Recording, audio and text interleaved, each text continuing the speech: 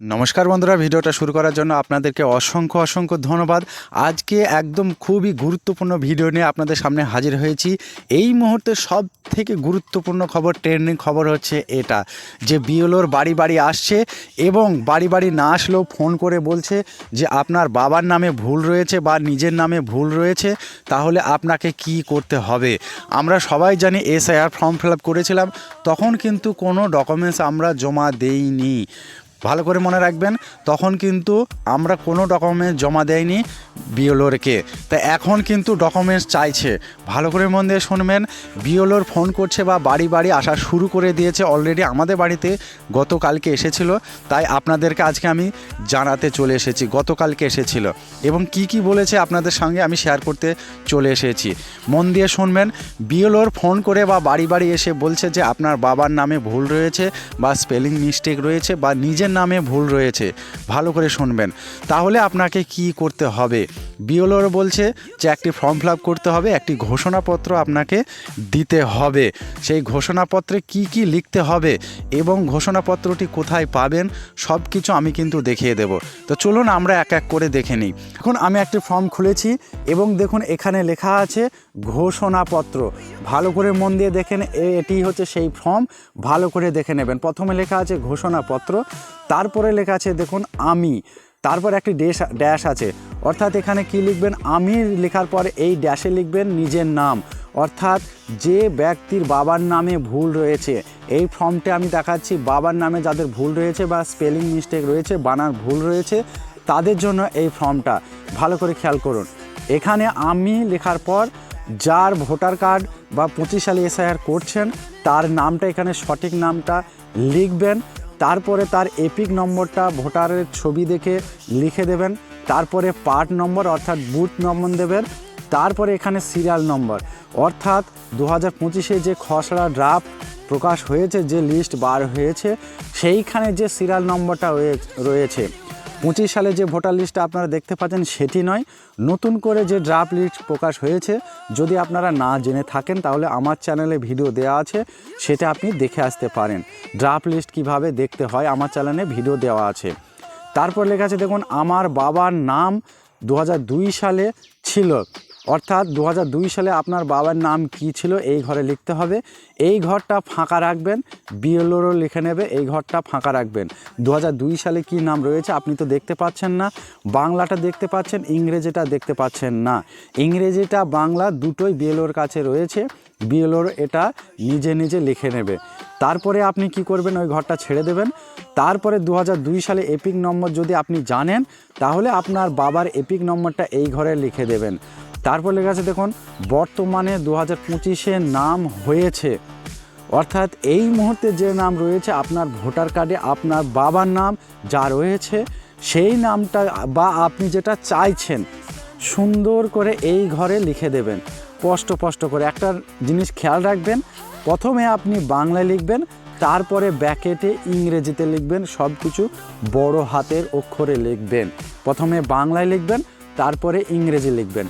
উপরের নামটাও আপনি বাংলায় লিখবেন, তারপরে আপনার নামটা ব্র্যাকেটে ইংরেজিতে লিখবেন। তারপরে আপনি কি করবেন, এপিক নম্বর 2025 সালে আপনার বাবা যদি জীবিত থাকে বা ভোটার কার্ড রয়েছে, 2025 সালে যে এপিক নম্বরটা রয়েছে সেই এপিক নম্বরটা এখানে লিখে দেবেন। তারপর লেখা আছে দেখুন দুজনে একই ব্যক্তি, আমার দেওয়া তথ্য সঠিক।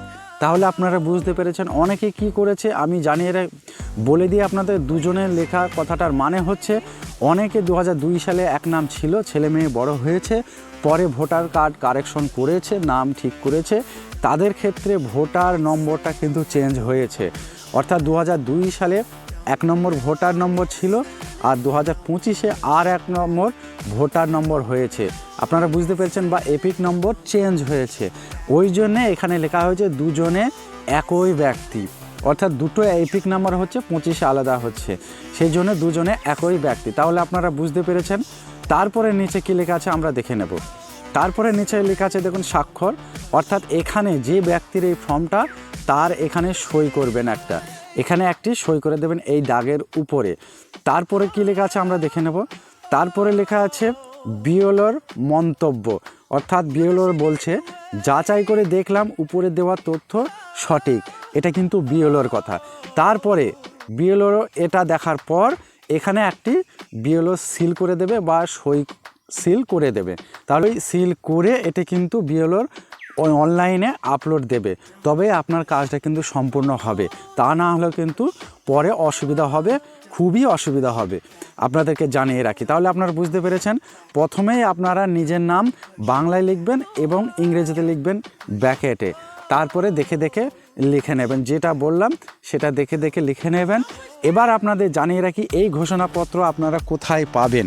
আপনি এটি কিন্তু নিজে হাতেও লিখতে পারেন, হাতে লেখাও দিতে পারেন, কোনো অসুবিধা নেই, বা কম্পিউটার প্রিন্টও দিতে পারেন, কোনো অসুবিধা নেই। এই পুরো বিষয়টা আপনি হাতে লিখেও দিতে পারেন বিএলওরকে, কোনো অসুবিধা নেই। আপনারা বুঝতে পেরেছেন। এবং এর সঙ্গে কি দেবেন, ছেলে মেয়ে যদি হয়ে থাকে, যদি পড়াশোনা করে থাকে, তাহলে মাধ্যমিক বোর্ড সার্টিফিকেট দেবেন এর সঙ্গে, এবং আধার কার্ডের জেরক্স দেবেন। বুঝতে পেরেছেন কথাটা। এবং জানিয়ে রাখি, যেসব ব্যক্তিদের বাবা বেঁচে নেই অর্থাৎ মারা গিয়েছে, এই পৃথিবী ত্যাগ করেছে, তাদের জন্য কি করবেন, তাদের জন্য যদি ছেলে মেয়ে পড়াশোনা জানে তাহলে আপনারা বোর্ড সার্টিফিকেট দেবেন মাধ্যমিকে, এবং আধার কার্ডের জেরক্স, এবং বাবার কি করবেন, ডেথ সার্টিফিকেটের জেরক্স দেবেন। বুঝতে পেরেছেন। ডেথ সার্টিফিকেটের জেরক্স না হলে ভোটার কার্ডটা অবশ্যই নিয়ে যাবেন, অরিজিনালটা এবং জেরক্স 1 কপি। তাহলে বুঝতে পেরেছেন। এবং জানিয়ে রাখি, যে সমস্ত ব্যক্তিরা পড়াশোনা করেননি তেনারা কি করবেন, ব্যাংকের পাসবুকের জেরক্স দেবেন এবং আধার কার্ডের জেরক্স দেবেন, এবং বাবার ভোটার কার্ডের জেরক্স, ডেথ সার্টিফিকেট থাকলে, মৃত্যু সার্টিফিকেট থাকলে মৃত্যু সার্টিফিকেটের জেরক্স দেবেন। তাহলে আপনারা বুঝতে পেরেছেন, এই ডকুমেন্টস নিয়ে কিন্তু বিএলওরকে জমা দেবেন, তাহলে আপনার কাজটা সম্পূর্ণ হয়ে যাবে। এবং নিজের নামে ভুল রয়েছে, ধরুন নিজের নামে স্পেলিং ভুল আছে, তাহলে আপনারা কি করবেন, তাদের জন্য আলাদা ঘোষণাপত্র রয়েছে। যদি আপনারা চান তাহলে আমি নেক্সট ভিডিওতে দিয়ে দেবো। আপনারা যদি চান অবশ্যই কমেন্ট করুন, কমেন্ট না করলে আমি কিন্তু দেব না। আপনাদেরকে জানিয়ে রাখি, আপনারা যদি না চান তাহলে ওই ভিডিওটা আমি কিন্তু দেব না। আর এই ফর্মটা, কম্পিউটার লেখা এই ফর্মটা যদি আপনারা পেতে চান তাহলে আমার সঙ্গে ভিডিও ডেসক্রিপশনে দেওয়া একটি হোয়াটসঅ্যাপ লিঙ্ক রয়েছে, ওই হোয়াটসঅ্যাপে গিয়ে বা গ্রুপে জয়েন্ট হয়ে যান। জয়েন্ট হয়ে যাওয়ার পর আপনারা পার্সোনালি আমাকে মেসেজ করুন, আমি আপনাদের পিডিএফ দিয়ে দেবো। প্রত্যেকের হোয়াটসঅ্যাপে যে মেসেজ করবেন আমাকে, আপনাদের হোয়াটসঅ্যাপে এই পিডিএফটা আমি দিয়ে দেবো, আপনারা বার করে নিয়ে কাজ করতে পারবেন। পরিবারের যে কোনো সদস্যের এখানে কাজ করতে পারবেন, কোনো অসুবিধা নেই। একটা ফর্মে জেরক্স করে করে অনেক কাজ আপনি করতে পারবেন। তাহলে বুঝতে পেরেছেন কথাটা। তো এই ছিল আজকের ভিডিও। যদি ভালো লাগে অবশ্যই জানাবেন, এবং এই নিয়ে আপনার কোনো প্রশ্ন থাকলে অবশ্যই কমেন্ট বক্সে লিখে দেন, আমি আপনার উত্তর দিয়ে দেব। ভিডিওটা সম্পূর্ণ করার জন্য ধন্যবাদ। ভালো থাকুন, সুস্থ থাকুন, দেখা হচ্ছে নতুন ভিডিওতে।